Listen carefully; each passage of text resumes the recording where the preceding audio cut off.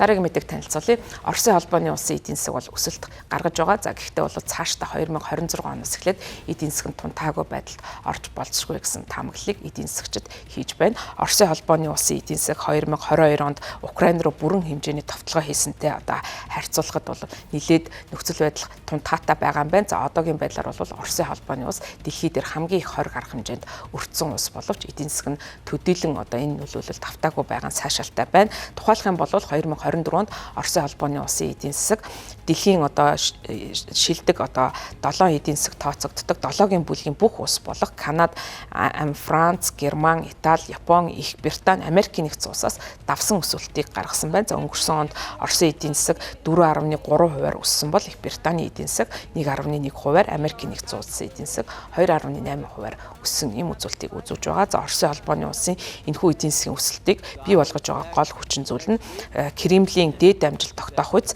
цэргийн зардал, өөрөөр хэлбэл цэргийн зардал нь эдийн засгийнхаа өсөлтийг бий болгох гол нөхцөл нь болсон байна. За мөн Оросын холбооны улсын өмнө нь бол газрын тосны нийлүүлэлт нь Европ руу чиглэж байсан бол одоо чиглэлээ Хятад болон Энтек рүү шилжүүлж өөрчилсөн. За хэдийгээр одоо Европ газрын тос нефть болон байгалийн авах болсон ч гэсэн нефтийн экспорт нь харьцангуй доктортой байгаа нь шин зах зээлүүдийг одоо эрэлхийлж тийшээгээ бүтээгдэхүүнээ нийлүүлэх болсонтой холбоотой байна. За мөн Оросын холбооны улсын хувьд хоргийг одоо тойроход чухал үүрэг гүйцэтгэж байгаа нэг хүчин зүйл нь бол сүүтрийн флот гэж нэрлэгддэг томоохон нефть тээвэрлэгч танкеруудаас бүрдсэн одоо ийм флот байгаа. За үүгээр дамжуулан бол хоригоос гарсан байна. За үүний зэрэгцээ Оросын холбооны улсын рублийн ханш сэргэж байгаа юм байна. За энэ онд 40 гаруй хувийн өсөлттэй байсан дэлхийн хамгийн сайн одоо чанга өсөлттэй валютад тооцогдож байгааг Bank of America мэдээлсэн байна. Гэвч 26 он руу шилжихэд бол байдал өөрчлөгдөх төлөвтэй гэж үзэж байна. Тус улсын дотоодын инфляц тасралтгүй өндөр байгаа.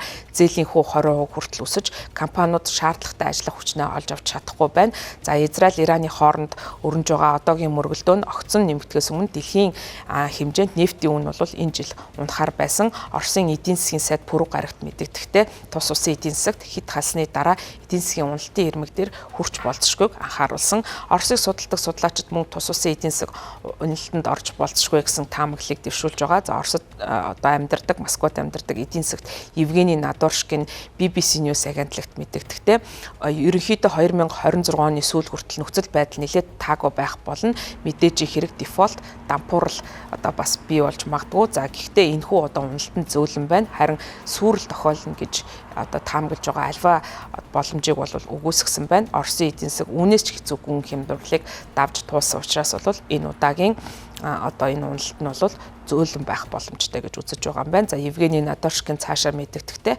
Оросын ажилгүйдлийн түвшинд одоогоор 2.3% буюу хамгийн бага түвшиндээ байгаа бөгөөд эх онд 3.5% хүрэх магадaltaй. За харин эсрэгээрээ дэлхийн одоо томоохон орнуудын хөгжилтэй орнуудын тоонд тооцогддог Британд ажилгүйдлийн түвшин 4.6% байгаа.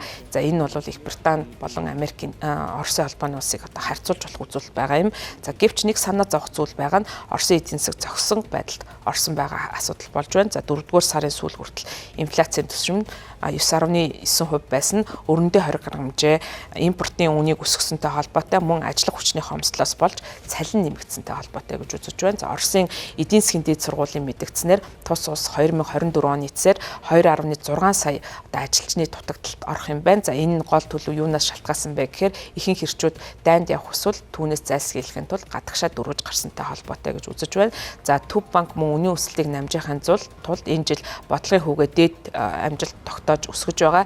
За энэ нь бол компаниудад хөрөнгө оруулах шаардлагатай хөрөнгөө өсгөхөд ихээхэн зардал гаргах нөхцөлийг бүрдүүлж байгаа. За мөн үүний зэрэгцээ Оросын холбооны улсын гол гадагшаа гаргадаг бараа бүтээгдэхүүн болох газрын тоос, байгалийн орлого 20 гаруй хэмжээ болон за мөн үнийн бууралтаас болж буурж байгаа. За өнгөрсөн 5 дугаар сарын албан ёсны мэдээлэлээр энэ одоо бууралт нь бол 35%-аар буурсан гэж мэдэгдэж байна. За мөн төсвийн хомсдол нэмэгдэж байгаа нь үүнд нөлөөлж байна. За үүнд бол улс орны дид бүтцэд төрийн үйлчилгээнд зарцуулах зардал бага байгаатай холбоотой. За өрөндөө 20 грамжийг Оросын холбооны улсыг бол хэдийгээр хүлээж байснаар сайнаар давж байгаа ч гэсэн цаашдаа эдийн засаг нь бол энэ хоригоос болоод хойш нь татагдах ийм нөхцөл үүссэн. За Оросын компаниуд өөрсдөө хэрэгтэй технологи оруулж ирэхээр өрсөлдөж байна. За энэ нь бол автомашины үйлдвэрлэлд ихээхэн хохирол учруулсан. За Европын холбоо мөн Оросын нүүрсний импортыг хоригдж байгаа. 2027 он гэхэд импортоо бас төрөлжүүлэх, за мөн тэрчлэн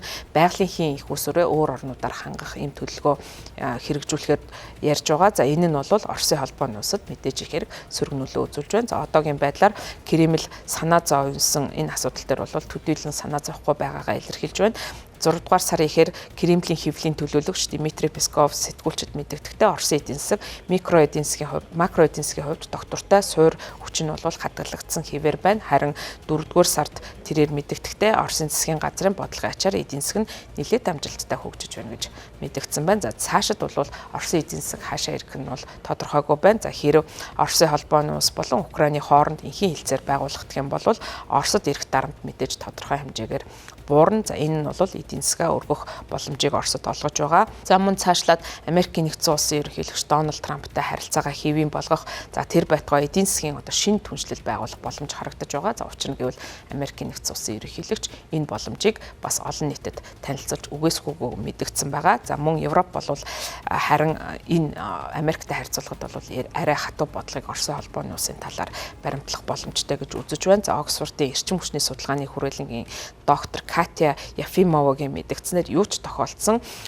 дайн Оросд урт хугацааны зардалтай нөлөөлнө. За Кремль бол үүнийг нөхөх арга замгүй байна гэсэн ийм мэдгдлийг хийж байна.